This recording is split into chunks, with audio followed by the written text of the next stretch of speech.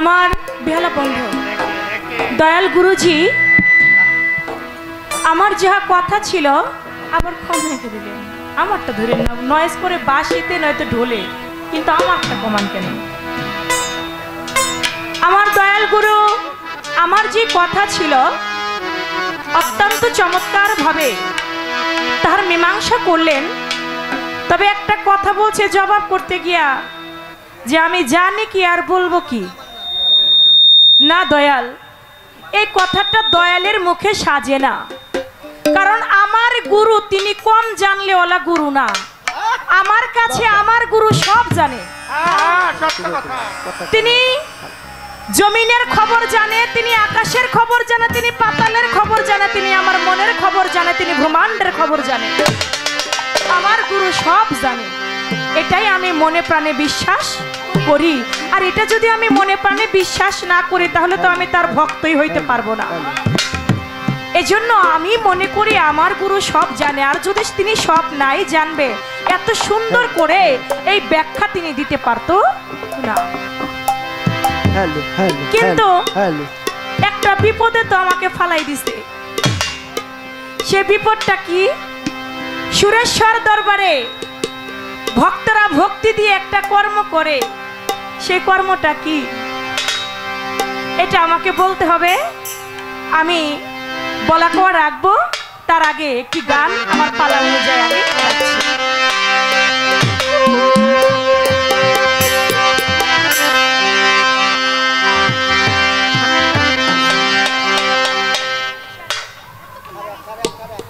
Hello, প্রথমে যেভাবে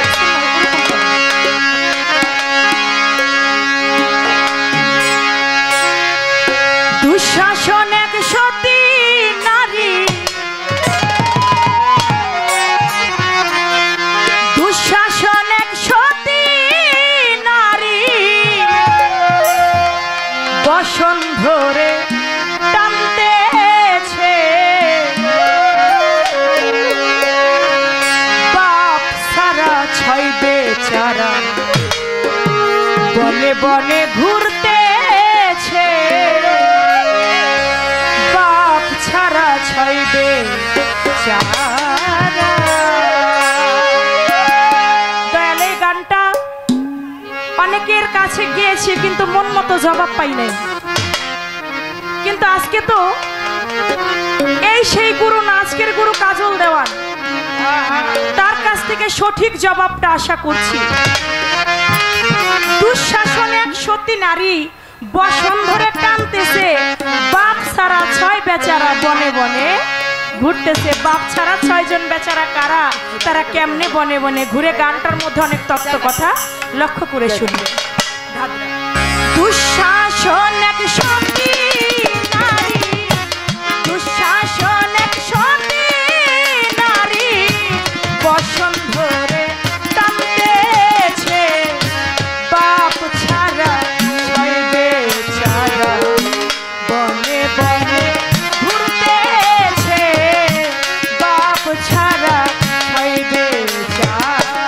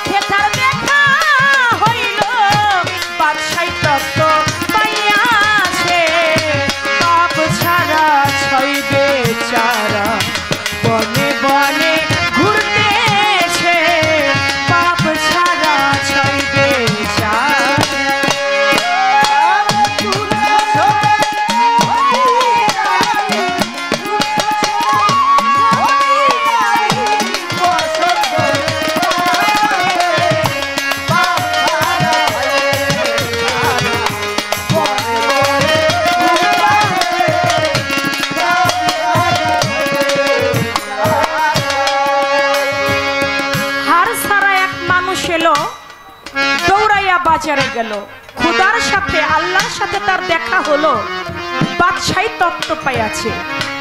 দয়াল, আমরা এখানে যারা মানুষ আছি আমাদের প্রত্যেকেরই হার আছে, আমাদের প্রত্যেকের শরীরে হার আছে না? হার না থাকলে তো আমরা সোজা হয়ে দাঁড়াইতেই পারতাম না, কিন্তু এমন একটা মানুষ জগতে আসলো তার হার নাই, কিন্তু তার আবার আল্লাহর সাথে দেখা হইল। চমৎকার কথা। আমার দয়াল নবী ছাড়া আল্লাহকে কেউ দেখতে পায় নাই, পাইছে? আমার দয়াল নবী ছাড়া, আমার দয়াল নবী মেরাজে আল্লাহর সঙ্গে দেখা করেছেন, দয়াল নবীর সঙ্গে আল্লাহর সাথে সাক্ষাৎ হয়েছে। মুসা নবী কিঞ্চিত মাত্র আল্লাহকে দেখতে চাইল, কিঞ্চিত মাত্র নূরের ঝলক দেখে উহুদর পাহাড় পুইরা ছাই হইয়া গেল। কিন্তু সেই ব্যক্তি, ওই হার ছাড়া মানুষটা, তার নাকি আবার খুদার সাথে দেখা হইল। আপনি বলবেন খুদার সাথে যে দেখা হইল, কোন জায়গায় গিয়ে দেখা হইল, সেখানে কি আলাপ আলোচনা তাদের মধ্যে হয়েছিল? সেই ব্যক্তিটাকে রক্ত দিয়া পদ্ম ফুল গেছে ফুটাইয়া,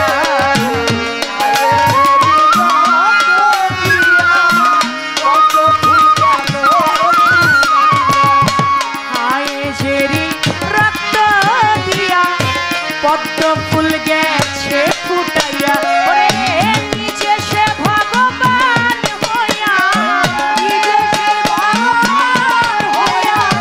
নিজে সে ভগবান হইয়া কার পূজা সে করতেছে, পাপ সারা সঙ্গে বনে বনে ঘুরতেছে, পাপ সারা সঙ্গে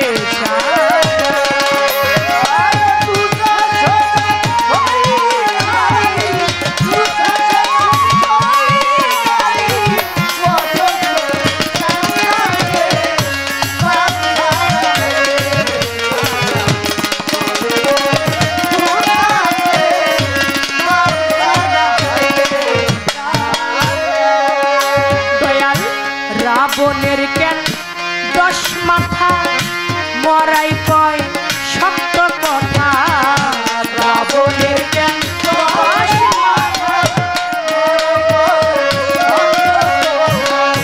রাবণের কেন 10 মাথা, মরাই কয় সত্য কথা, গাছের সাথে কোন দেবতা,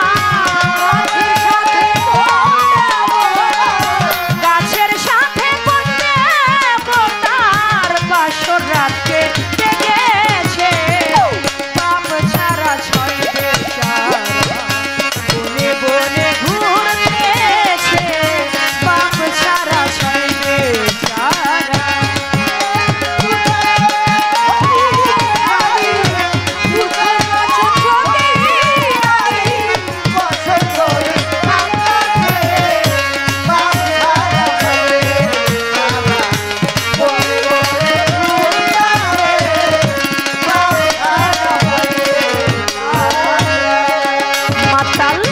রাজ্জাকে কয় মমতালো, রশিদ কেন এত কালো, রাজ্জাকে কয় মমতালো, রশিদ কেন এত কালো, যার দাঁত তারি মুগুর। বাইরে যাব কি করতে? যেই ঘরে গান, এই ঘরের সঠিক জবাব তো সেই ঘরের রত্নই দিতে পারে।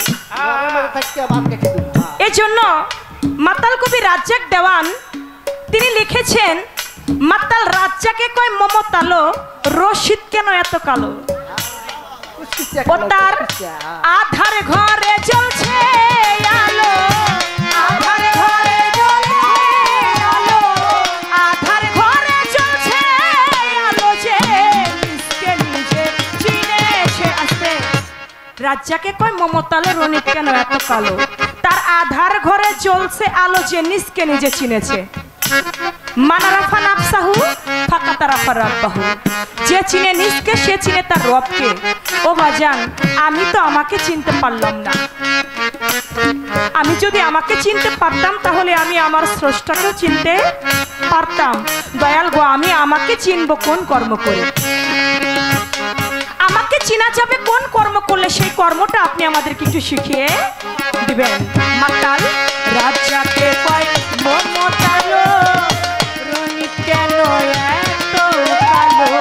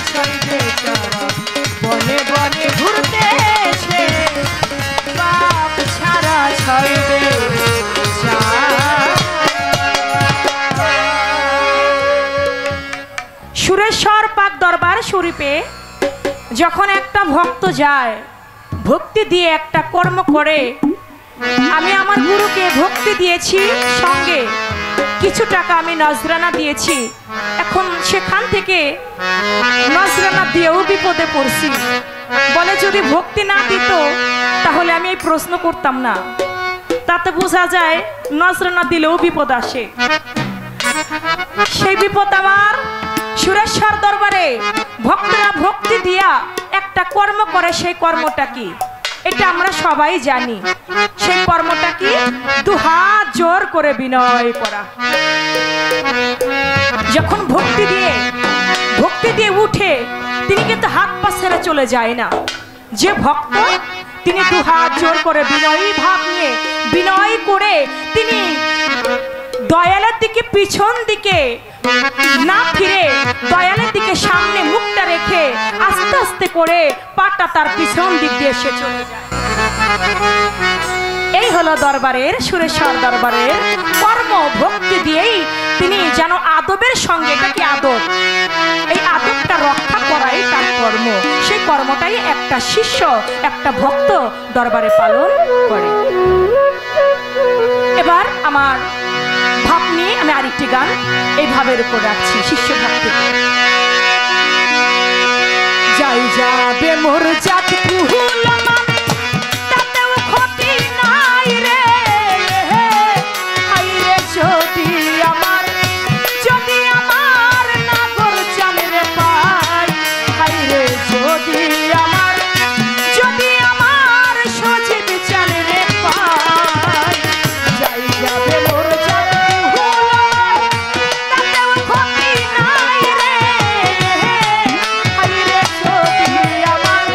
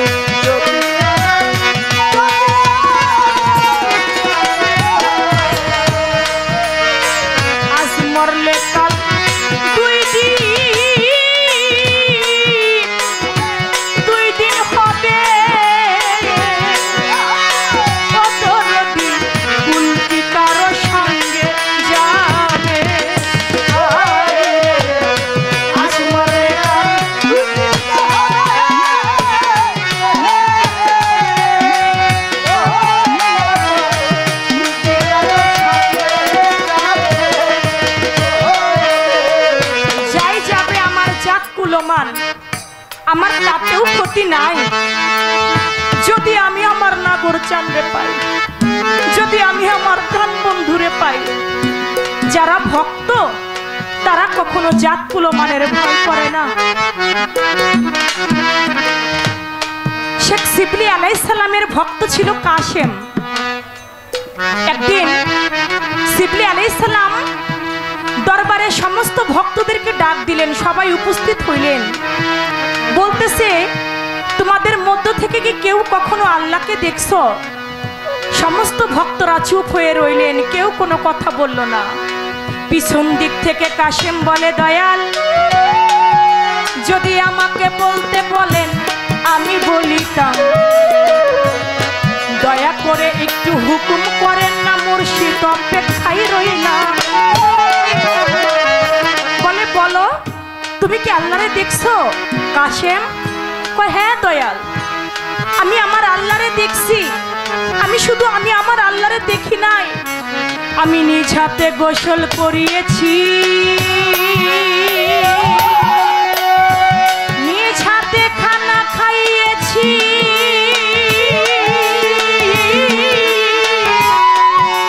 রাত্র হইলে পাটি পেনা গড় চানরে ঘুম পাড়িয়েছি। আমি শুধু আমার আল্লাহরে দেখি নাই, আমি তাকে নিজ হাতে খাইয়েছি, নিজ হাতে গোসল করাইছি, রাত্র হইলে আমি তার পা টিপে ঘুম পাড়িয়েছি। শিবলি আলাইহিস সালামের বোঝার বাকি রইল না আমার কাশেম কার কথা বলে। ওইখানে শরিয়তপন্থী শিবলি আলাইহিস সালামের কিছু ভক্ত ছিল। তারা বলে, দয়াল, আপনার ভক্ত কাশেম কি কথা বলল? ও তো শরীয়ত বিরোধী কথা বলে ফেলছে। ও আল্লাহরে দেখছে, নিজ হাতে খাওয়াইছে, নিজ হাতে গোসল করাইছে, রাত্রে বেলায় আল্লাহর পা টিপে ঘুম পাড়াইছে। ও কি কথা বলল? ও তো শরীয়ত বিরোধী কথা বলছে। ওর যদি আপনি সঠিক বিচার না করেন, আমরা যারা আছি ওরে কাইটা টুকরা টুকরা কইরা নদীতে ভাসাই দেব। দয়ালে কয়, কাশেম তো আমার সন্তান। দেখবেন কোনো বাবা মার সামনে যদি কোনো পড়শিতে যদি সন্তানের গায়ে হাত তুলে, বাবা মা তা সহ্য করতে পারে না। আর সে একজন দয়াল, দয়ালের সামনে ভক্তকে মারবে, এটা গুরু কেমন করে সহ্য করে? দয়াল তা সহ্য করতে পারে না। দয়াল বলে, তোমরা কেউ আমার কাশেমরে মাইরো না, আমার কাশেম তো শরীয়ত বিরোধী কথা বলে ফেলছে, আমি কাশেমকে সাজা দেব। ও এত বড় একটা কথা কেন বলল? তোমরা যারা আমার ভক্তরা আছো, তোমরা একটা কাজ করো, কাশেম যে কথা বলেছে এটা অন্যায় কথা বলেছে, ওরে একটা বস্তার মধ্যে ভরে ওরে ওই নদীর মধ্যে ওরে ফেলে দাও, ও যাতে আর উঠে না আসতে পারে, ওই নদীর মধ্যে ডুবে যেন মারা যায়। আমার সন্তানকে আমি মারবো, কিন্তু অন্যকে দিয়ে আমি মারতে দেব না।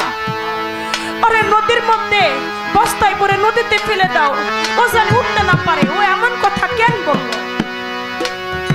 তরিকার ভাইরা সত্যি সত্যি বস্তার মধ্যে কাশেমকে ভরে মাথায় করে নিয়ে যাচ্ছে।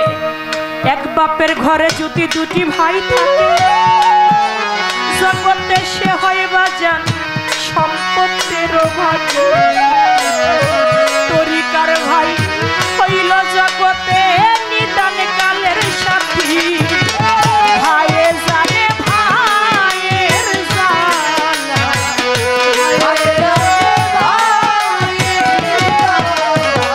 ভাই সঙ্গে জারি দই কালারে, ভাইয়ে জানে ভাইয়ের জানা, ভাই সঙ্গে জারি দই কালারে।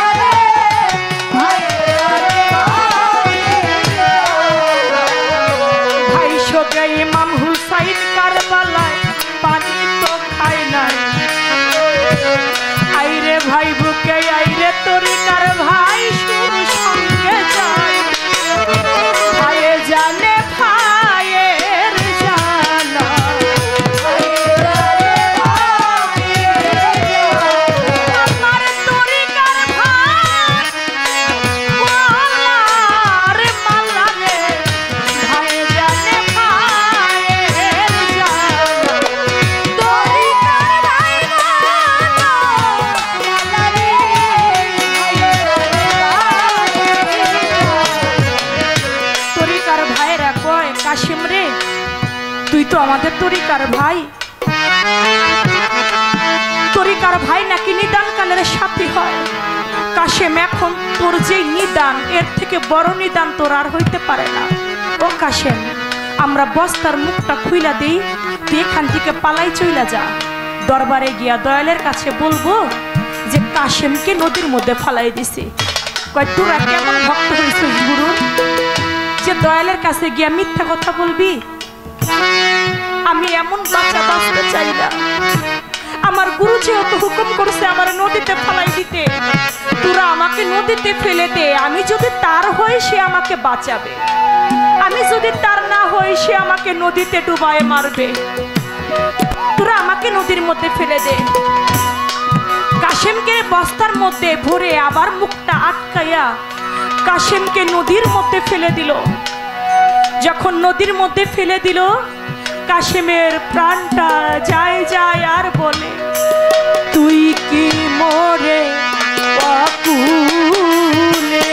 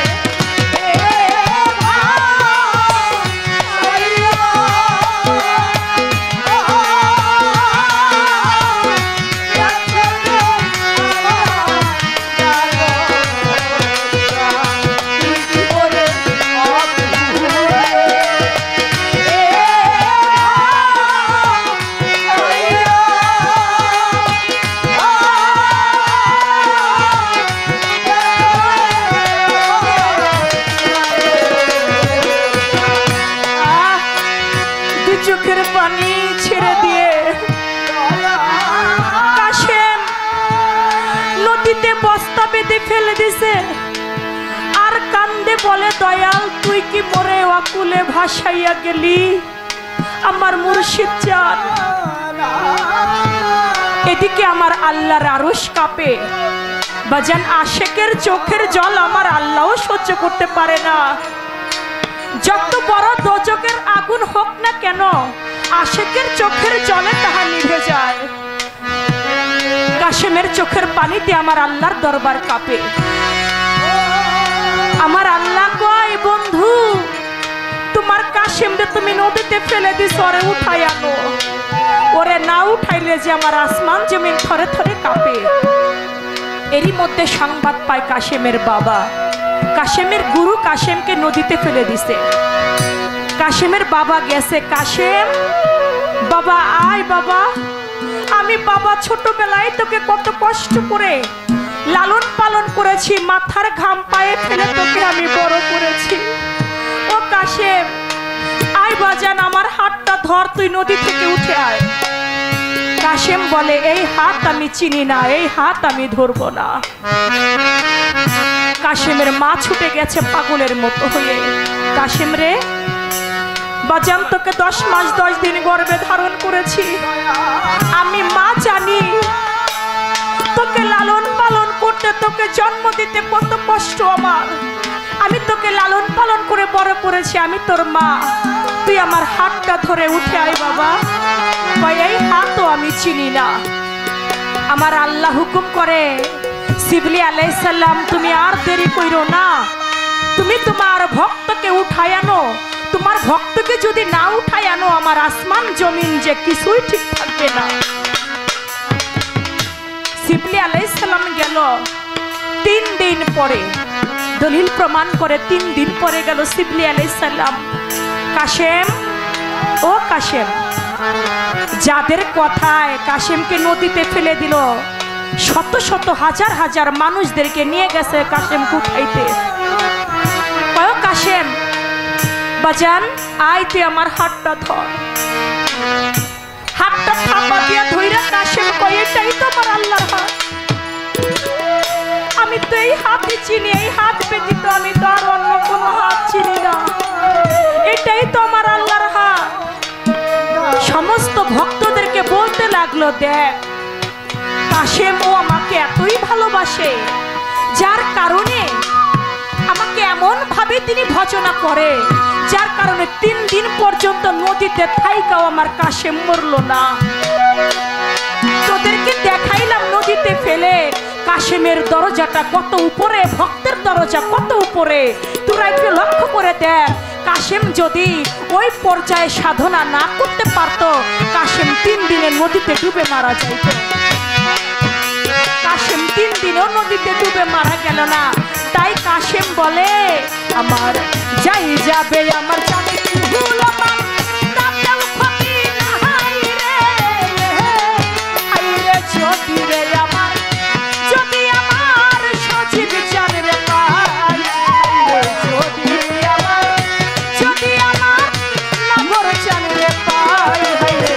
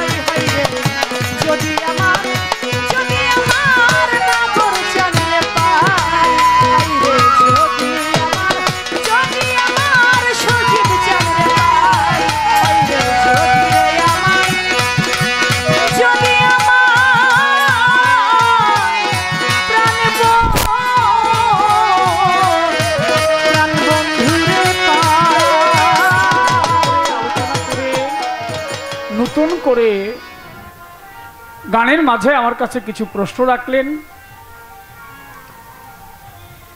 শেষের কথাটা বলেছেন যে নিজকে নিজে আমি কিভাবে চিনব।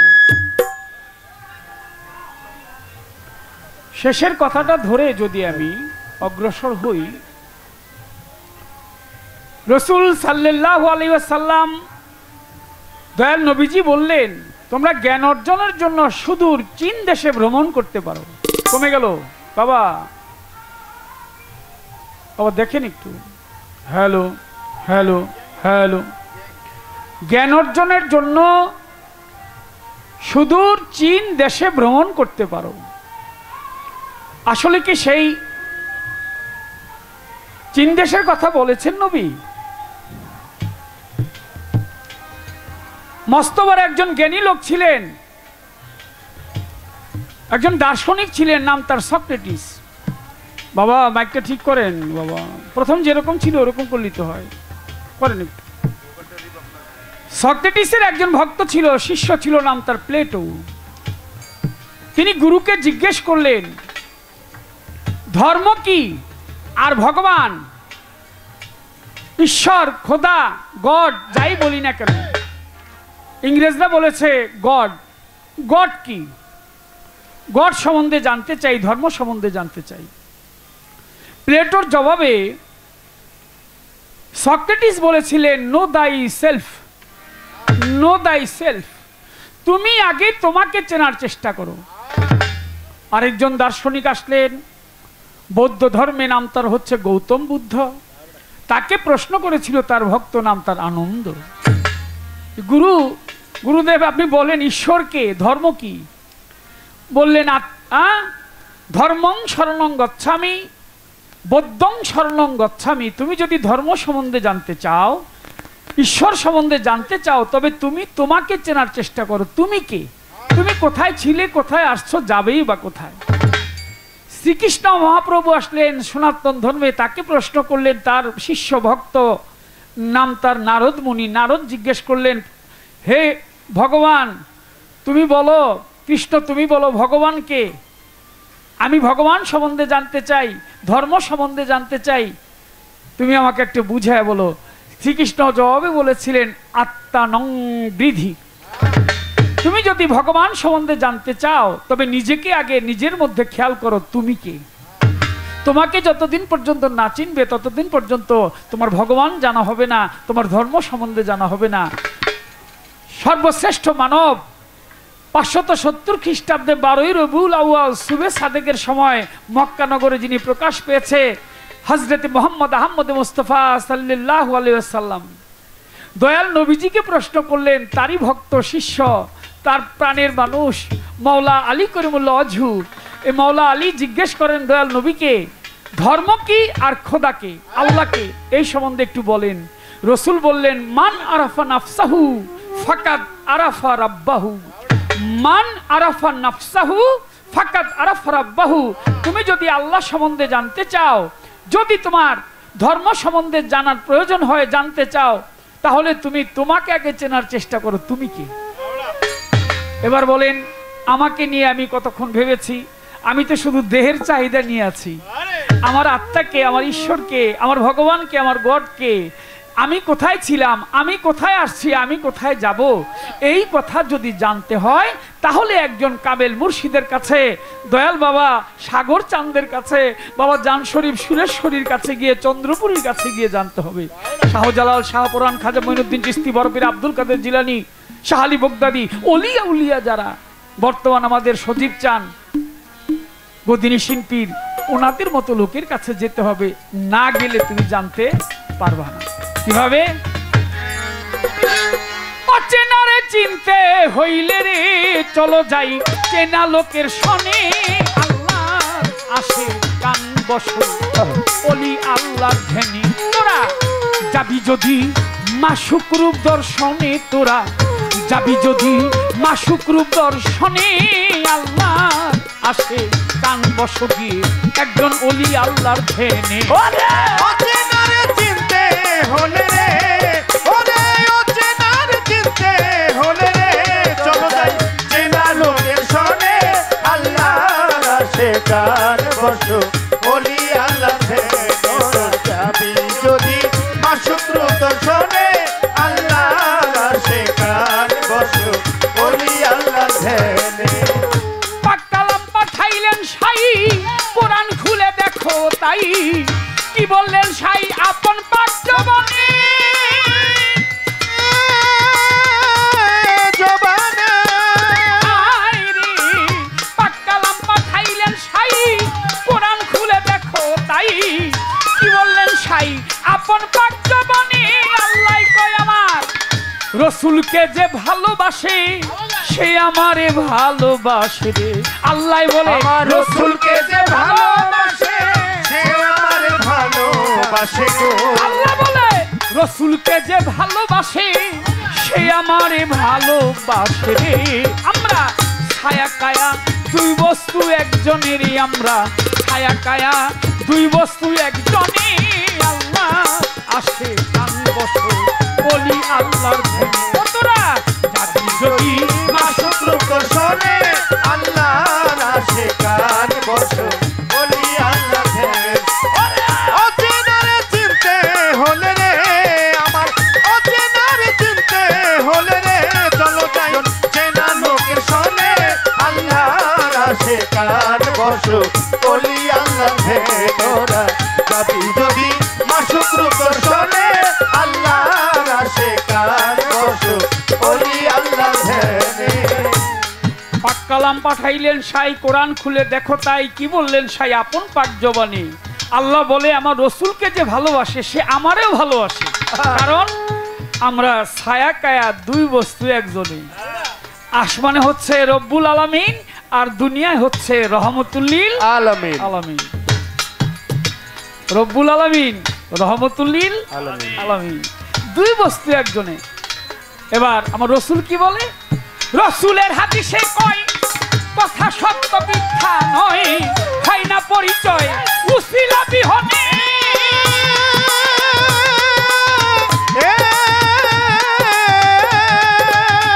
আইরে আমার রসুলের হাদিসে কয় বাবা কথা সত্য মিথ্যা নয় হয় না পরিচয় উসিলা বিহনে রসুল কয় নাইবে রাসূল যে মানিবে নিশ্চয় সে আমারে পাবে রে রসুল কই নাইবে রাসূল যে মানিবে নিশ্চয় সে আমাকে পাবে রে। কবি কয় আমার নাইবে রাসূল যে মানিবে নিশ্চয় সে আমারে পাবে রে আমি তার সুপারিশদার হাসরের মিজানে রে হব সুপারিশদার হাসরের মিজানে আল্লাহ আসে কান বসো বলি আল্লাহ ওপরা যাবি যদি মাশুক্র দর্শনে আল্লাহর আশেকার বসো ওলি আল্লাহ ধ্যানে। ওরে অচেনারে চিনতে হলে রে আমার অচেনারে চিনতে হলে রে চলো একজন চেনা লোকের শোনে আল্লাহর আশেকার বসো ওলি আল্লাহর ধ্যানে তোরা যাবি যদি মাশুক্র দর্শনে আল্লাহর আশেকার বসো ওলি আল্লাহর ধ্যানে। কামেল পীরের কাছে নিলে তালকিন রসুলকে পাইবি সেদিন পীর তোর রসুল পীরের রূপে রসুল আসিবে সামনে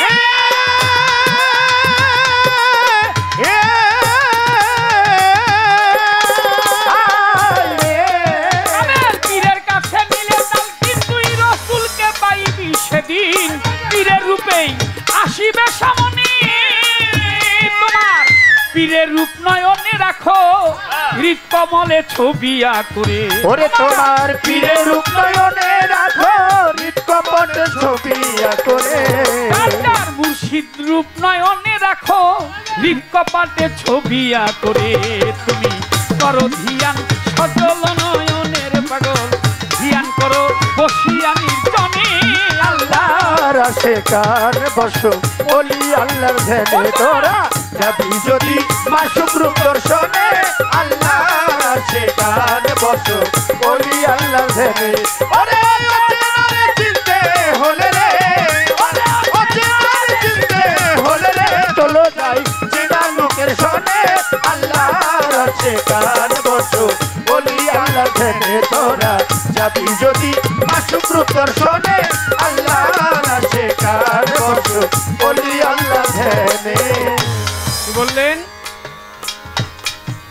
কামেল পীরের কাছে নিলে তালকিন, তুই রসুলকে পাইবি সেদিন, পীরের রূপে রসুল আসিবে সামনে। পীরের রূপ নয়নে রাখো, তোমার মুর্শিদ রূপ নয়নে রাখো, আর ঈদ কমলে ছবি আঁকো, করো ধ্যান বসিয়া নির্জনে। আল্লাহর ওলি আসে কান, আমার দয়াল কাদের চান, করো ধ্যান সজল নয়নে।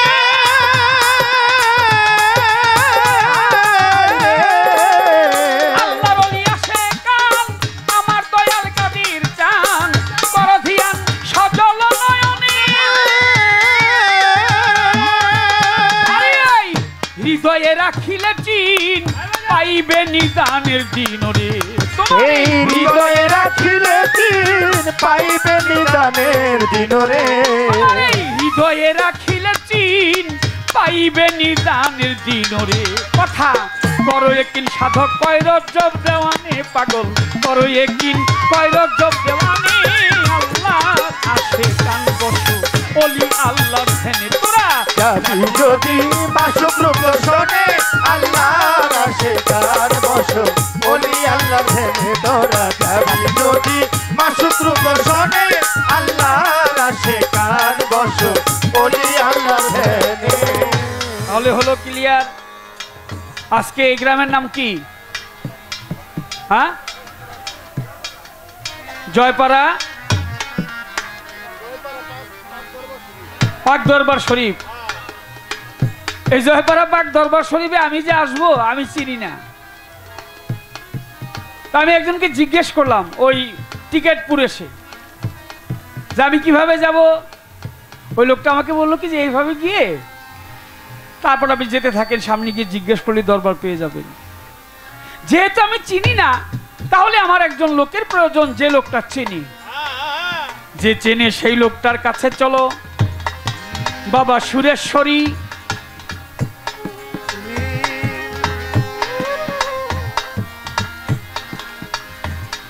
পার করিয়া নিবে তোমায়,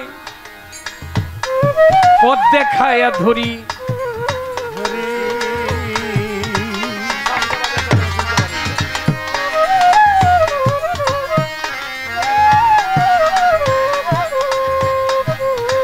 আমাকে কি ওরা শুনে না, খালি ওটাই শুনি আমরা। হ্যাঁ আচ্ছা যাই হোক, শুনুন।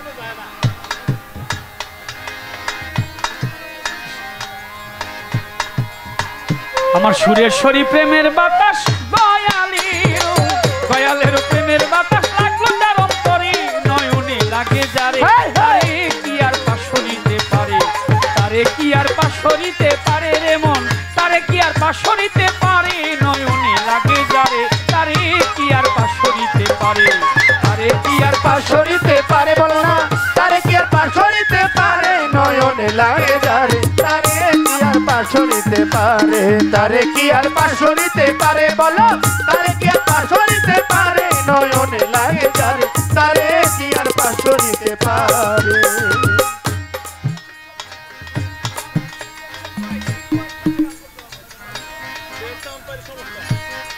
তারে কি আর পাশরিতে পারে বলো না, তারে কি আর ভুলতে পারে, নয়নে লাগে যারে, তারে কি আর পাশরিতে পারে।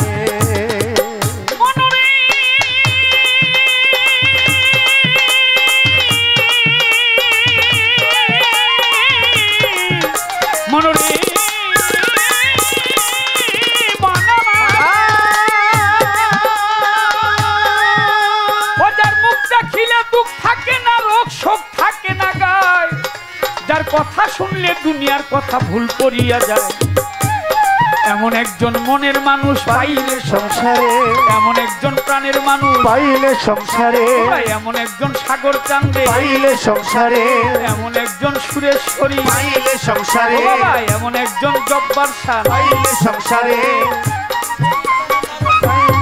এমন একজন নাগর চাঁদে পাইলে সংসারে, আরে এমন একজন সুরেশ্বরী পাইলে সংসারে। তোমার জীবন যৌবন লুটাইয়া দাও, জীবন যৌবন লুটাইয়া দাও চরণের উপরে, লাগে যারে, তারে কি আর পাশরিতে পারে, তারে কি আর পাশরিতে পারে বলো না, তারে কি আর ভুলতে পারে, নয়নে লাগে যারে, তারে কি আর পাশরিতে পারে। প্রশ্ন করেছে আমার কাছে, তিনি জানিবারে চায়। সেই প্রশ্ন হলো, দুঃশাসন কেন সতী নারীর কাপড় ধরে টানে, একটু বলো না আমায়। দ্রৌপদীর কাপড় ধরে টেনেছিল রাজা দুঃশাসন, এটা ধর্মেরও কাহিনী। স্বয়ং লক্ষ্মী কাপড় দিয়ে তার রক্ষা করে ইজ্জত খানি। যখন যুগে যুগে মানবতার বিপর্যয় হয়, তখনই একজন সাধুগুরু মুনি ঋষি ভালো মানুষের আবির্ভাব হয়। যেমন নবী রাসূল এসেছিলেন, তেমনি সনাতন ধর্মে ওই দ্রৌপদীর ইজ্জত হরণ করার জন্য দুঃশাসন কাপড় ধরে টানতেছিলেন, তাই স্বর্গ থেকে স্বয়ং লক্ষ্মী সেই কাপড় দিয়ে তার ইজ্জত রক্ষা করেছিলেন। এবার বলে, বাপ ছাড়া 6 বেচারা বনে বনে ঘুরতেছে, তারা হলো কোনজন? সবার মাঝে এই কথাটির দাও না, করোনায় আলাপন। পঞ্চ পাণ্ডবরা 5 ভাই, এর একটা ঘটনায় আছে। পাণ্ডব রাজা একদিন কিন্তু শিকারের জন্য গিয়েছে। পাণ্ডব রাজা একদিন হরিণ শিকারের জন্য জঙ্গলেতে যায়। গিয়ে পাণ্ডব রাজা সারা বেলা ঘুরে হরিণ একটাও নাহি পায়। সন্ধ্যাবেলা লক্ষ্য করে, হঠাৎ করে চেয়ে দেখে 2টা হরিণ, একটা হরিণ আর একটা হরিণী, এই 2 জন মিলন করতেছিল। এর মাঝে আবার একটা ঘটনা ঘটিয়ে গেল। কেন? হরিণীর কামযাতনা উঠেছে। হরিণীটা বলছে, আমার এই মুহূর্তে কামযাতনা নিবারণ করতে যদি না পারি, তাহলে আমি গঙ্গার জলে আত্মাহুতি দিব, আমি মরে যাব। তাই এক ঋষি মুনি, এই মুনি সে একটা হরিণের রূপ ধরে হরিণীটার উপরে গিয়ে উঠেছে। ঠিক মিলনের সময় পাণ্ডব রাজা দেখে একটা হরিণী পাইনি, এখন 2টা পেয়েছি। তখন হাতের মধ্যে তীর ধনুক, সেই তীরটাকে যে ছেড়ে দিলেন, তীর যখন ছাড়লেন, তীর গিয়ে লাগলো উপরের যে হরিণটা ছিল ওইটার গায়ে। পড়ে গেলেন মাটিতে। মাটিতে পড়ার সঙ্গে সঙ্গে একটা মানুষ হয়ে গেছে। মানুষ হওয়ার পরে বলছে, এই রাজা, সময় বুঝবি না, ওই হরিণীর কাম চরিতার্থ পূরণ করার জন্য আমি তার উপরে উঠেছিলাম, আর তুই এই মুহূর্তে তুই আমাকে স্বীকার করলি, তীর মারলি। তুই তো একটা মানুষ, তোর তো কাম যাতনা হয়। যেহেতু তুই এই সময় আমাকে মারলি, এই কাম চরিতার্থর সময়, মিলনের সময়, আমি অভিশাপ করলাম তুই যখন তোর স্ত্রীর কাছে যাবি তখন তোর মরণ হবে।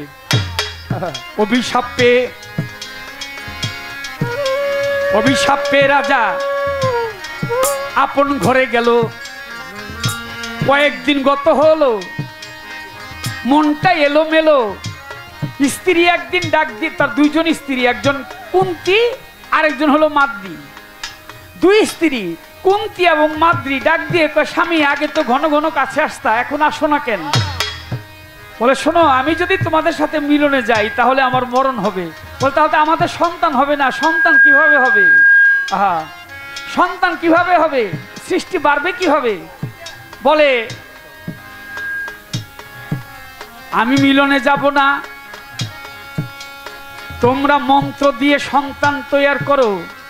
এই যে পাণ্ডব রাজার যে পঞ্চপুত্র যুধিষ্ঠির, ভীম, অর্জুন, নকুল, সহদেব, অশ্বিনী মন্ত্র দিয়ে তারা 5 ভাইকে 2 স্ত্রী 5 জনকে পেয়েছিল। যুধিষ্ঠির মহারাজ, ভীম, অর্জুন, নকুল, সহদেব 5 ভাইকে অশ্বিনী মন্ত্র দ্বারা পেয়েছিল। এই হইল 5 ভাই। আরেকজন আছে বাপ ছাড়া, অর্থাৎ তারা পিতার মস্তক থেকে আসে নাই। আরেকজন হইল, নাম তার কুশ। কুশ হইল, সীতা গিয়েছিল 2 বার বনবাসে। আমরা সাধারণ একবারের কথাই জানি, রামের সাথে সীতা বনবাস গেল, কিন্তু আরেকবার বনবাসে গিয়েছিল। কেন? রাবণ যখন নিয়ে যায়, তখন আসলে পরে তখন সীতাকে রাম বলল, তুমি তো কলঙ্কিনী, তোমাকে কি রাবণ এতদিনে এমনি এমনি রাখছে? তুমি কি এতদিনে এমনি সতী ছিলা? তখন বললো স্বামী কি করতে হবে? বলে অগ্নিকুণ্ডের উপর দিয়ে হেঁটে যেতে হবে। মা সীতা তাই করলেন, অগ্নিকুণ্ডের উপর দিয়ে হেঁটে গেলেন।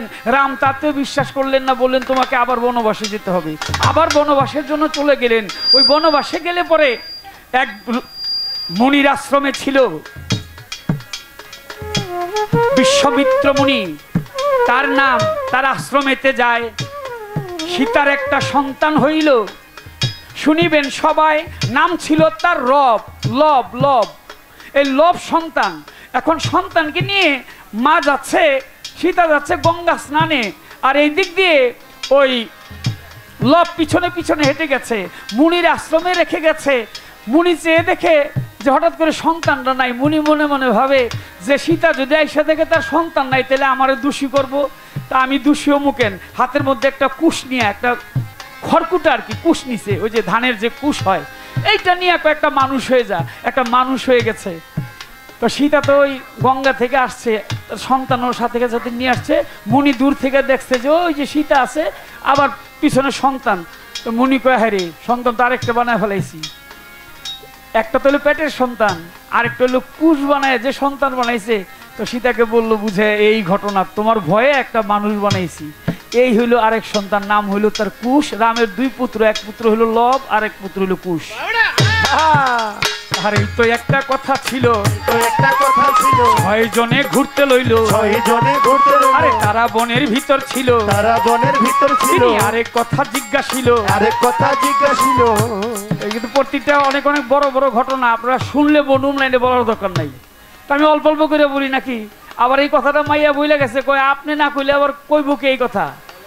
ভগে ভগে হয়েছিল ভগীরথ, অর্থাৎ নারীয়ে নারীয়ে মিলন করে এক সন্তান হয়েছিল, নাম হইল ভগীরথ। এই ভগীরথ হাড় ছাড়া, কেন পিতৃ অংশ শরীরের মধ্যে 4টি, হাড়, রগ, মণি, মগজ। মায়ের অংশ হইল 4টি এই প্রত্যেকটি মানুষের মধ্যে, গোস্ত, পোস্ত, লৌহলম।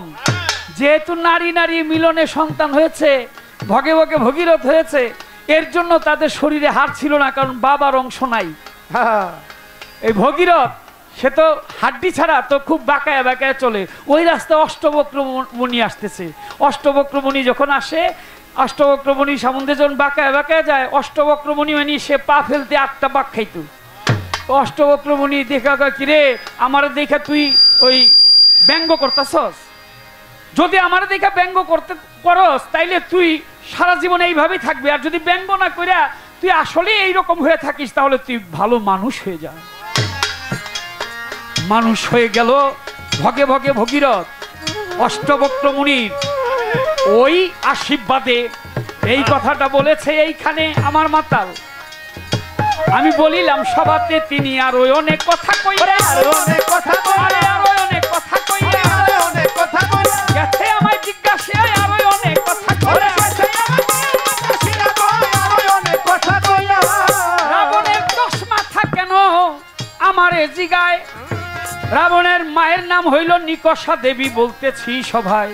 রাবণের মায়ের নাম হচ্ছে নিকষা দেবী, পিতার নাম হইল বিশ্বশ্রবামণি। এই বিশ্বশ্রবামণি বনে বনে কাটাইতো। তো এই 10 বছর বইরা স্ত্রীর কাছে আসে নাই, নিকষা দেবীর কাছে আসে নাই। তখন নিকষা দেবী বলল যে স্বামী, তুমি যদি আমার কাছে থাকতা তাহলে আমার 10টা সন্তান হইতো।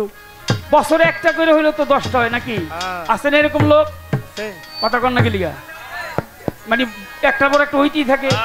তো কইতেছে তুমি 10 বছর থাকলে আমার 10টা সন্তান হইতো, তুমি তো আমার কাছে রইলা না, এখন আমার একটা সন্তান হইল না। তো রাবণ কইল যে বিশ্বশ্রবামণি বলল যে আমি তোমাকে আশীর্বাদ করলাম, তোমার একটা সন্তানের 10টা মুখ হইব, 10টা মুখ দিয়ে তোমার 10 মুখে মা কইব। এর জন্য রাবণের 10 মাথা গেল রে হইয়া। আরেক কথা জিজ্ঞেস করে, হায়াস নেফাসের রক্ত দিয়ে, আমরা মুসলমানরা বলি হায়াস নেফাসের রক্ত, মানে মায়েরা যেটা প্রতি মাসে হয়, সহজ ভাষায় হলো মাসিক। আমারও মা আছে, আমি মা ছাড়া না। মায়ের মাসিক হয় প্রতি মাসে 28 দিন অন্তর অন্তর। প্রতি মাসের 27 দিন চলে গেলে 28 দিনে হয়, যারা একেবারে সবল সুষ্ঠু সুন্দর মানুষ। কিন্তু ওই বৈশ্বিক বা বিভিন্ন কারণে, বয়সের কারণে কম বেশি সময় হইতে পারে। তো 28 দিনই হচ্ছে মূল সময়। এখন মায়ের যে রসটা রজস্বালা হয়, এই রজস্বালা বন্ধ হয়ে যায় যখন সন্তান গর্ভে যায়। এখন বিষয় হচ্ছে ওই যে দুর্গা দেবী যে মোহমায়া, তার রজস্বালা হয়েছিল, তিনি সমুদ্রের উপর দিয়ে রথের উপর চলে যাইতেছিলেন, হঠাৎ করে 108 বলে আর কি 108 ফোঁটা রক্ত সাগরে পড়ে যায়, সেখান থেকে 108টা পদ্ম হয়েছিল। এর অনেক বড় ঘটনা, কারণ রাবণের সাথে রাম যুদ্ধে পারতেছিল না, মহামায়া শক্তি ছিল তার পক্ষে। বললেন যে এই যুদ্ধে তো আমি পারি না, এখন জিতবো কিভাবে? বললো যে 108 পদ্ম দিয়ে যদি তুমি পুজো দিতে পারো তাহলে তুমি জিতবে। এখন 108 পদ্ম পাইবে কই থেকে? ওই যে পদ্ম হয়েছিল রস দিয়ে মায়ের ফুল হয়েছিল, বলে ওইটা তুমি যদি আনতে পারো তাহলে 108টা নিয়ে আসলেন। কিন্তু আসার সময় মা নিজেই একটা চুরি করে রেখেছিল। তখন পূজা যখন দিবে তখন রাম জানতো চোখের এক নাম নীলপদ্ম, 108টা দিছে, আরেকটা নিজের চোখ খুলে যখন দিবে তখন বলতেছে পূজা হয়ে গেছে, আমি খুশি হয়েছি, তোমার আর একটা দিতে হইব না, কারণ হইল চোখের এক নাম নীলপদ্ম, তাই পদ্ম চোখ তুমি দিতে চেয়েছো, এতে আমি খুশি, তাই যুদ্ধে জয় হয়েছিল। বলে দিলাম কথাগুলি আমারে পাইয়া, আজকে এই বেটিটা গেল আমারে বড় কষ্ট দিয়া। তবে এরকম আসরে না, অন্য আসরে মানে একটু আমার কাছে একটু কষ্ট লাগতেছে, আমার অভ্যাসের একটু সমস্যা, মাফ করবেন আমাকে। অন্য আসরে কইও আমারে মানে বলার স্পেস দিলে যদি 2 ঘন্টাও বলতে হয়, 3 ঘন্টাও বলতে হয়, আমি বলতে পারি, গুরু কৃপা। আর ওই যে একটা কথা বলছো, এই কথাটা ঠিক না যে আমি সব জানি, সবাই পৃথিবীতে কেউ জানে না। আর আমি তো কিছুই জানি না, গুরু শিখিয়েছে তাই বলতে পারি। আমার মাতা রাজ্জাক যা বলেছে গুরুবিদ্যা, তাই কিছু করি আলাপন, সব তো জানি না। ওরে পাগল মন, তিনি আরো অনেক কথা বলে, বলবো আমি কিতাব খুলে আরো অনেক কথা বলে, গাছের সাথে বিয়ে হয়েছিল কার এই কথা জিগায়। গাছের সাথে বিয়ে হয়েছিল, নাম তার হইল গণেশ, শুনিবেন সবাই। গণেশ ঠাকুর কলা গাছের সাথে তার বাসর রাত কেটেছিল, বুঝতে পারছি? গণেশের হাতির খাবার কিন্তু প্রিয় হইল কলা গাছ, আর গণেশের বিয়ে হয়েছিল কলা গাছের সাথে। এই কথাটাই এইখানে আমি বারণ রেখে যাই। বলে বাদশাহী তক্ত পেয়েছে কেবা, গুরুর কৃপায় বলো আমায় তাই। বাদশাহী তক্ত পেয়েছিল কে জগতের ভিতরে, এই কথাটা তিনি কিন্তু জিজ্ঞাসা গেছে করে। আহা, এটা অনেক বড় ঘটনা, আমি সবারে দেই কইয়া। ইব্রাহিম নামক এক পাগল ছিল, ঘুরে বেড়াইতো জগৎ জুড়িয়া। ইব্রাহিম নামক পাগল একজন ঘুরিয়া বেড়ায়, পীর ছিল তার জুনায়েদ বাগদাদী রহমতুল্লাহ আলাইহি, শুনিবেন সবাই। জুনায়েদ বাগদাদী রহমতুল্লাহ আলাইহি, জুনায়েদ বাগদাদী রহমতুল্লাহ আলাইহি তিনি ওই ভক্তদের মাঝে বসা, ভক্তদেরকে ডেকে বলতেছে, এই ভক্তরা তোমরা কে আছো, আমাকে ওই আমার যে বাথরুমের মধ্যে লোটাটা এটা পড়ে গেছে, বাথরুমে গিয়েছিলাম, যেটা কথ্য ভাষায় পায়খানা বলি। আগের দিনে তো মনে করেন পায়খানা আপনার ওই এরকম ওই ঘরের ভিতর ছিল না, এখন তো টাইলস ম্যাচ করে যেখানে খায় মানুষ বেদবি নেন ওইখানে, আগে ওই পাশাপাশি আর কি। আগে তো পাট খেতে গিয়ে বয়ে পড়তাম, আবার ওই পাট খেতে থেকে কাম টাম সাইরে পড়তাম। চাকা মাটিও তো জীবনে কত লইছি আমরা, নাকি লইছেন না? মানে পানি নেই আর কি, করবেন কি, তো চাকা মাটি ব্যবহার করতে হয়। তো ওইভাবেই বাথরুমে দূরে যাইতো, দূরের থেকে আইতো, মানুষের মন সরল ছিল। আর এখন যে ঘরে খায় ওই ঘরে আগে, এর জন্য মানুষের মনটা গেছে ছোট হয়ে। যেটুক থাকে মানুষ, যেখানে থাকে, যেভাবে থাকে তার মনটা ওই রকমই থাকে, মন ছোট হয়ে গেছে, কাছাকাছি থাকে। তো জুনায়েদ বাগদাদী বলছে, কেউ কি আসো, আমাকে লোটাটা এনে দিবা। সবাইকে দয়াল, আপনার ওই পুরান লোটার দরকার কি, ওটা টাট্টিখানার মধ্যে পড়ে গেছে, একটা নতুন এনে দিই, 2টা এনে দিই, 3টা এনে দিই। জুনায়েদ বাগদাদী কয়, না রে, আমার ওই পুরান বদনাটা লাগবে, আমার ওইটা এনে দিই। ওর নাম বদনা,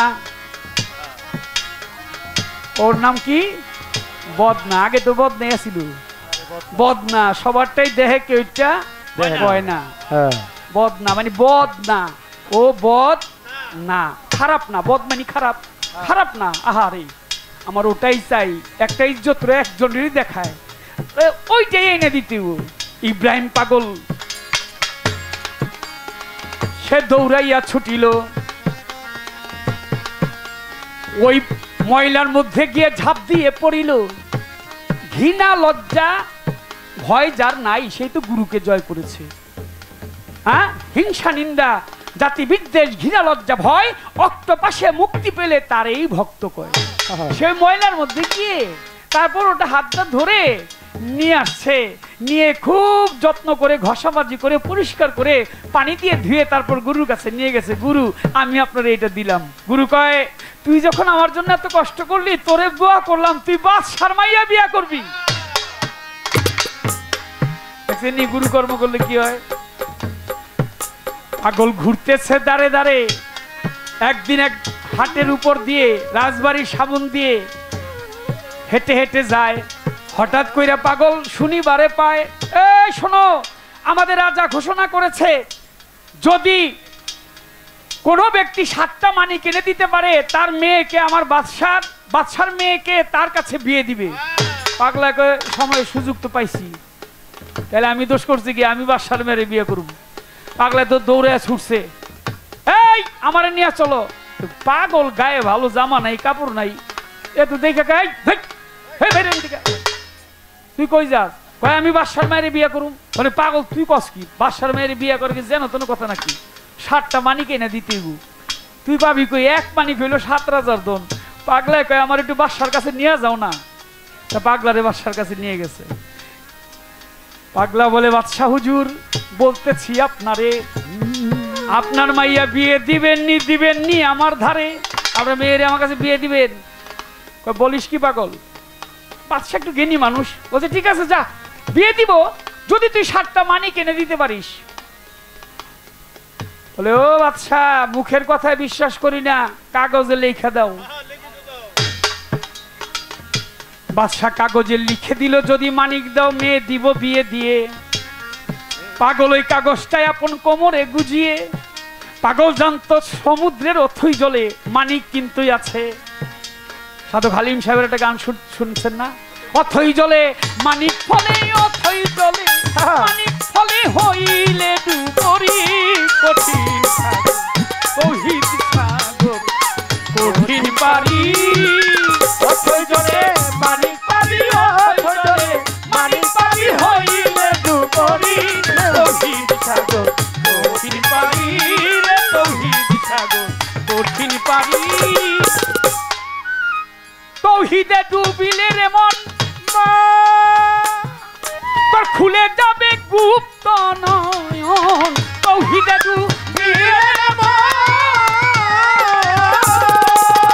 আরে তোর খুলে যাবে জ্ঞানের নয়ন। তখন নিদ্রা ছাড়া দেখবি স্বপন, নিদ্রা ছাড়া দেখবি স্বপন, কলম হবে জারি। তৌহিদ সাগর কঠিন পারি রে, তৌহিদ সাগর কঠিন পারি। তৌহিদে ডুবিলে মন, খুলে যাবে তোর গুপ্ত নয়ন, গোপন নয়ন, জ্ঞানের নয়ন। তখন নিদ্রা ছাড়াই দেখবি স্বপন, কলব হবে জারি। পাগল জানে সেখানে সমুদ্রের অথই জলে মানিক পাওয়া যায়। তাই সমুদ্রের পাড়ে গিয়ে পাগল করেছে উপায় কি? একটা বাঁধ দিয়েছে পাড়ে গিয়ে, একটা ভাঙা বালতি নিয়ে ওই বাঁধের মধ্যে সমুদ্র থেকে পানি ভরে আবার এইখানে এনে রাখে, এই বাঁধের এই পারে রাখে, পানি গড় গড়ে সমুদ্রে চলে যায়।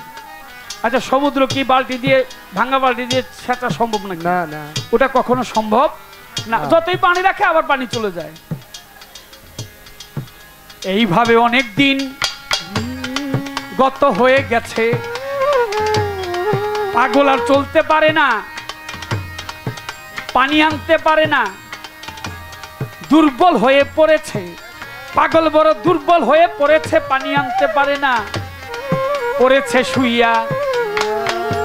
আমার আল্লাহ পাক বলে তখন খোয়াজ খিজিরকে ডাকিয়া, হে খিজির, পানির মালিক উপস্থিত হয়েছে। বলে, দেখো আমার পাগল কি চায়, তারে দিয়ে দাও।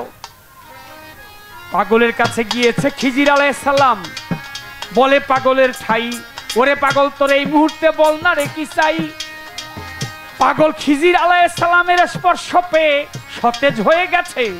ডাক দিয়ে তখন খিজির আলাইহিস সালামকে বলেছে, আমি চাই মানিক। বলে কয়টা? বলে 7টা। 7টা মানিক এনে পাগলকে দিল। পাগল সেই মানিক নিয়ে বাদশার দরবারে চলিল। বাদশার দরবারে গিয়ে বলছে পাগল বাদশাকে ডাকিয়া, মানিক এনেছি, তোমার মেয়েকে দাও আমার কাছে বিয়া। এ বাদশা, মানিক নিয়ে আসছি, তাও 1টা না 2টা না 7টা। আহারে 7 মানিক নিয়ে গেছে। মানুষ হাসাহাসি করে, কই দেখ কইতে পাথর মতো টুকায় নিয়েছে। জোহরি ডাক, জোহরি ডেকেছে। জোহরি এসে পরীক্ষা করে দেখে এটা এমন মানিক যাহা পৃথিবীতেও নাই। সুবহানাল্লাহ, সুবহানাল্লাহ। ওরা পাগলের দ্বারাই সম্ভব। পাগলকে রসুল ভালোবাসতেন, আশেককে রসুল ভালোবাসতেন। নাম তার আশেকে রাসূল হযরত ওয়াইস করুনি আলাইহিস সালাম। আহা, বসে মানিক নিয়ে আসছি। জোহরি দিয়ে পরীক্ষা করা দেখে এটা আসল মানিক।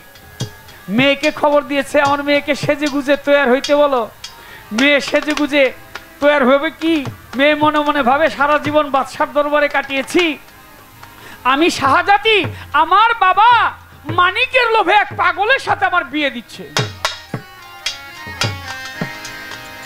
মানিকের লোভে বিয়ে দিচ্ছে পাগলের শোনে।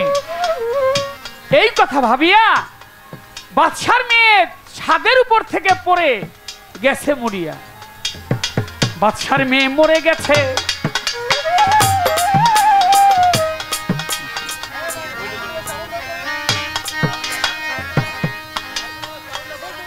বাদশার মেয়ে মরে গেছে।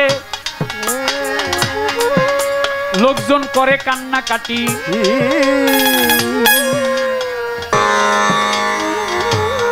বাদশার কাছে গিয়ে বলে, ওগো বাদশা, বলতেছে সেই নামটি, তোমার মেয়ে গেছে মারা, মেয়ে আর দুনিয়াতে নাই, কেমন করে দিবে বিয়া বাদশা তোমারে জানাই।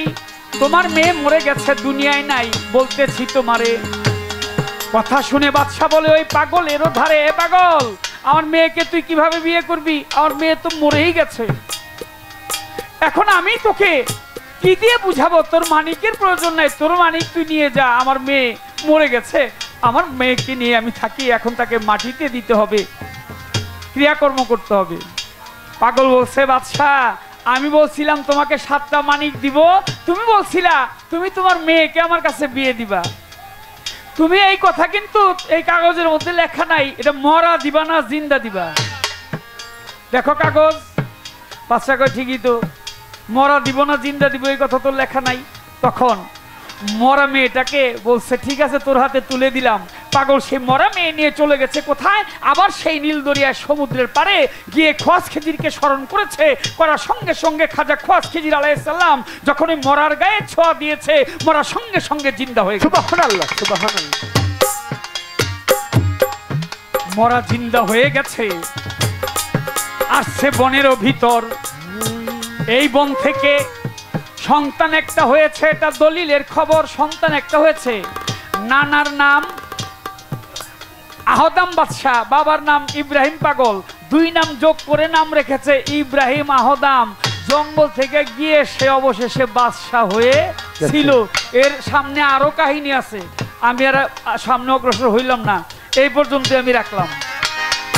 কারণ মনের যে গতি, ওই মাইক শুনে আমার গান যায়। এই পর্যন্তই কথাই আমি দিলাম রে রাখিয়া। রাত্র দেখি গভীর হয়েছে, বেশি সময় নাই।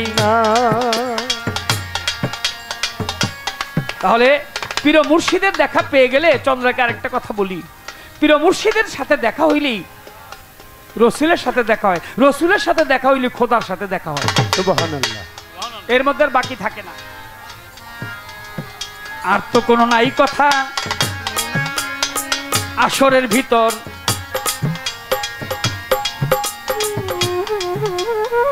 ছোট্ট একটি প্রশ্ন কি তারে করব? একটা প্রশ্ন করতে পারি না?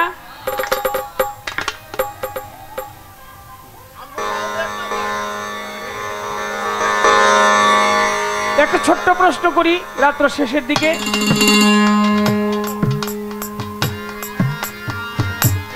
গুরু বলে আমা হইতে আমার নাম বড়, আমার নাম হইতে আমার ভক্ত বড়।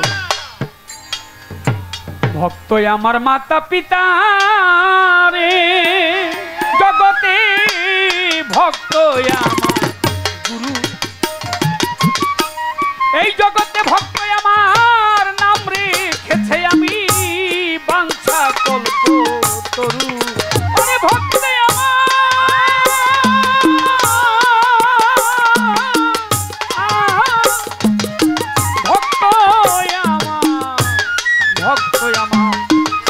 আমার মাতা পিতা রে, জগতে ভক্ত আমার গুরু। ওরে জগতে ভক্ত আমার নাম রেখেছে আমি বাঞ্ছা কল্প তরু। ওই আছে ভক্তের হাতেই প্রেমের ডুরি, আছে ভক্তের হাতে প্রেম ডুরি। ওরে ভক্ত যেদিক ঘুরাই আমি সেই দিক ঘুরিয়াছে, ভক্তের হাতেই যে প্রেমের ডুরি। যেদিক চালাই সেই দিক ঘুরি রে, ভক্তের হাতে প্রেমের ডুরি।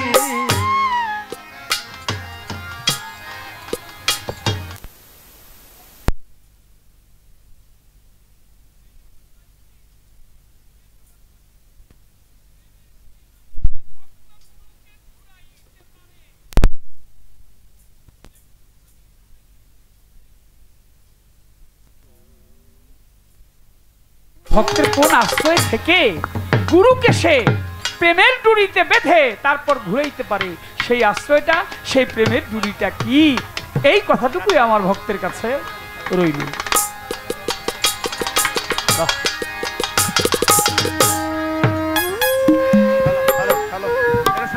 কষ্ট নিন না, আমি ছোট মানুষ, ক্ষুদ্র মানুষ। একেবারে অঙ্কুর থেকে চন্দ্র জীবন চন্দ্র বাবা কাকা বাবাজি তিনিও গান করতেন, আবার চানমিয়া কাকা আমার বাবার সাথে গান করেছে, আমি দেখেছি। চানমিয়া কাকার সাথে আমার দেখা হয়েছে, আমি ছোট ছিলাম একেবারে। তারপরে গানটা নিয়েই আসছে, বড় ভালো লাগলো, ভালো লাগে আর কি, খুব ভালো। দুইজনই মোটামুটি গায়কের ঘর থেকে আসছি, তাই না? এটা কিন্তু বিশাল একটা ব্যাপার, সব জায়গায় পাওয়া যায় না, হবেও না সব জায়গায়। ধন্যবাদ জানাই, অত্যন্ত সুন্দরভাবে গান করছে। আমি ছোট্ট একটি গান গেয়ে বসি।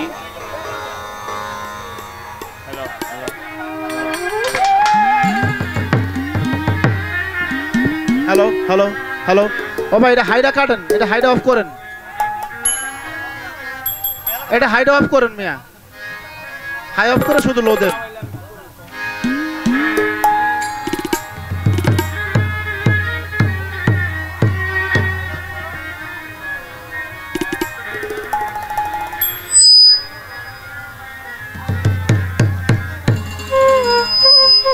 বেহালাটা বাড়ান না ভাই, বেহালার একটু বাড়ান। ধরো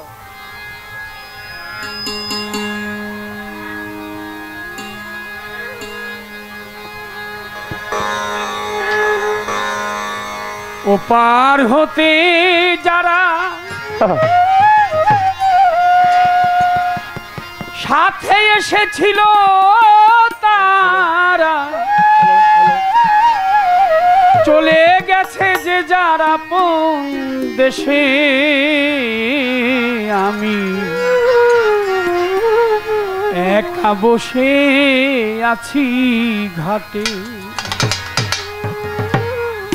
হুতাশে কাঁদিছে প্রাণ বসে একাকী,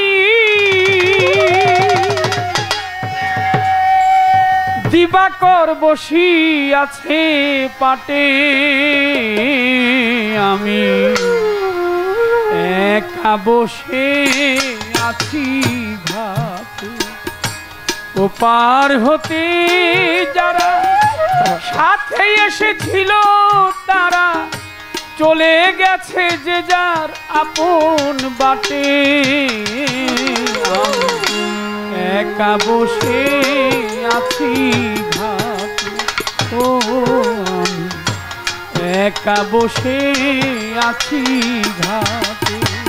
ও পার হতে যারা সাথে এসেছিল তারা চলে গেল যে যার আপন দেশে। আমি একা বসে আছি ঘাটে, ও আমি একা বসে আছি ঘাটে। অচেনা পথিক পথ পাই না খুঁজে, কোথা হতে এসেছি পাই না বুঝে। অচেনা পথিক পথ পাই না খুঁজে, কোথা হতে এসেছি পাই না বুঝে। অচেনা পথিক পথ পাই না খুঁজে,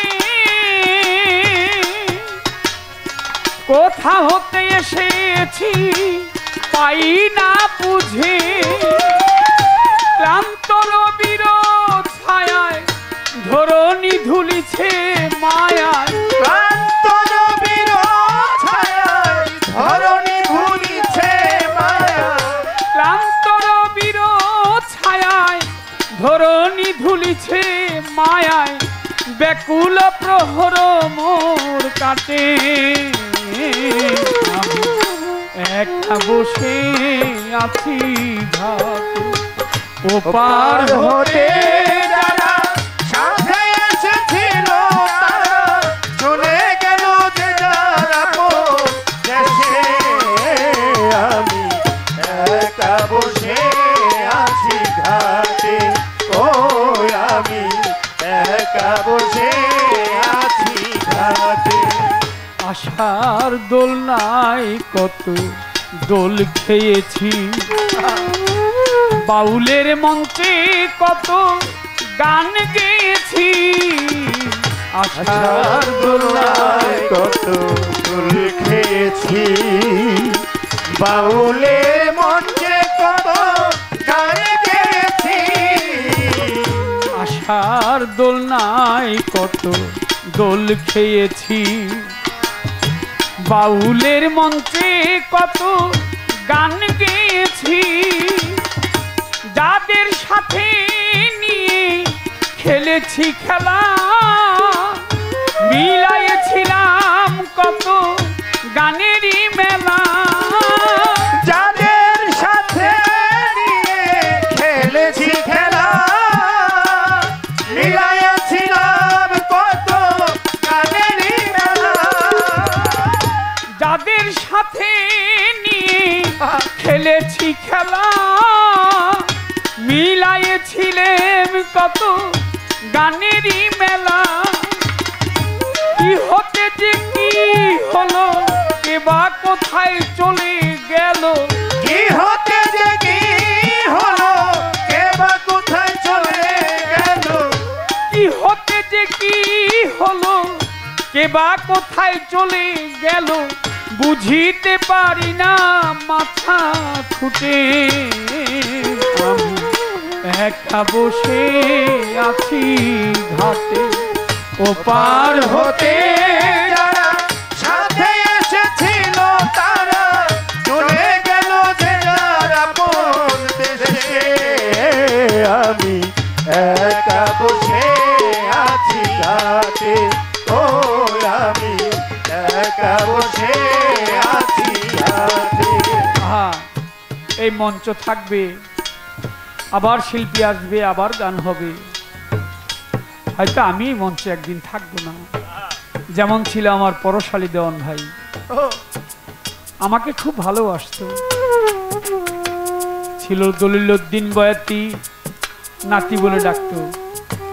চানমিয়া কাকা ভাতিজা বলতো, আয়নাল কাকা খুবই আদর করতো, গানও করেছি। দলিলউদ্দিন দাদা ভাইয়ের সাথে গান করেছি, চানমিয়া কাকার সাথে দেখা হয়েছে, গান হয়নি কখনো। আহা, প্রাণের মানুষগুলি সব চলে গেছে। শামসু কাকা, শামসু দেওয়ান, আউল শঙ্কর দাস, মায়ারানী, ফারুক সরকার, কত শত রাত্র তাদের সাথে গান করেছি। আমার দয়াল মাতাল কবি রাজ্জাকদম প্রথম পালাটা তার সাথেই করেছিলাম। গান করেছি রশিদ ভাইয়ের সাথে, পালা গান শুনেছেন আপনারা ক্যাসেটের মধ্যে, গুরু শিষ্যের পালা। সবচেয়ে বেশি সেই পালাটা চলেছিল বাংলাদেশে। এখনো মানুষ শুনে, অনেক সময় গেলে বলে কাজল ভাই আপনার গান শুনতেছি। আহা, প্রাণের মানুষগুলি চলে গেছে। আমি একদিন থাকবো না, স্মৃতি হয়ে থাকবে আমার এই গান। হয়তো বসে বসে মানুষ ইউটিউবে দেখবে আর বলবে এই বাংলায় আরেকজন ক্ষুদ্র শিল্পী ছিল আমাদের কাজল, যাদের সাথে নিয়ে কত ঝগড়া করেছি, কত রাত্র গান করেছি, মানুষগুলি সব চলে গেল। হাতে গোনা কয়েকজন শিল্পী এখন আছে। তারপরেও কেমন যেন একটা বিভেদ চলে আসছে। আগের মতো সেই প্রেম, সেই ভালোবাসা আর খুঁজে পাই না, কেমন যেন হয়ে গেছে। জীবন খাতার পাতা কি যে লিখি ছাই, কিছু স্মৃতি মুছে গেছে চন্দ্রা, কিছু মনে নাই। জীবন পাতার খাতায় কি যে লিখি তাই, কিছু তার মুছে গেছে, কিছু মনে নাই। এই জীবন খাতার পাতায় কি যে লিখি ছাই, কিছু স্মৃতি মুছে গেছে, কিছু মনে নাই। উল্টিয়ে খাতার পাতা সবই দেখি ভুল, আমি যেন তার হাতে খেলারই পুতুল। উল্টিয়ে খাতার পাতা সবই দেখি ভুল, আমি যেন তার হাতে খেলারই পুতুল। উল্টিয়ে খাতার পাতা সবই দেখি ভুল, আমি যেন তার হাতের একটা খেলারই পুতুল। বেদনার ঝুলি কাঁদে, দিননাদি বসে কাঁদে। বেদনার ঝুলি কাঁধে দিননাথ বসে কাঁদে। একটা ব্যথা ভরা ঝুলি কাঁদে, দিননাদি বসে কাঁদে। তোরই বুঝি এলো ওই ছুটে, আমি একা বসে আছি ঘাটে, ওপার হতে যারা সাথে এসেছিল তারা চলে গেল যে যারা কোন দেশে। আমি একা বসে আছি ঘাটে, ও আমি একা বসে আছি ঘাটে। উদাসে কাঁদিছে প্রাণ বসে একাকী, দিবাকর বসি আছে পাটে। আমি একা বসে আছি ঘাটে, ওপার হতে যারা সাথে এসেছিল তারা চলে গেছে যে যারা কোন বাটে। আমি একা বসে আছি ঘাটে। নাগর চান সুরেশ্বরী, আমি একা বসে আছি